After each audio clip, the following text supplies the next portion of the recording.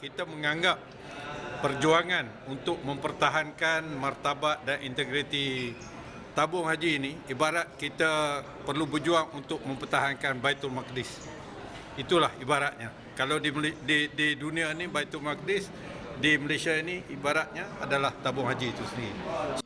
Taqiyuddin yang juga Setiausaha Agung Perikatan Nasional turut membangkitkan isu tabung haji plantation dengan mendakwa terdapat pencanggahan. Menurut Taqiyuddin, beliau sendiri melihat surat daripada Tan Sri Azam Baki pada Mei 2021 yang menyatakan pembelian saham dalam syarikat tertentu itu teratur dan tiada kesalahan dikesan. Manakala tindakan timbalan pendakwa raya untuk menghentikan siasatan atau tiada tindakan lanjut telah diambil. Bagaimanapun, katanya laporan RCI mencadangkan 14 syarikat termasuk THP dan Tabung Haji Indonesia Plantation diaudit secara forensik.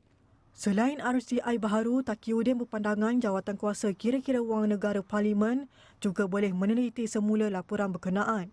PAC boleh memanggil saksi berkaitan bagi mendapatkan penjelasan lanjut mengenai perkara dibangkitkan dalam laporan RCI.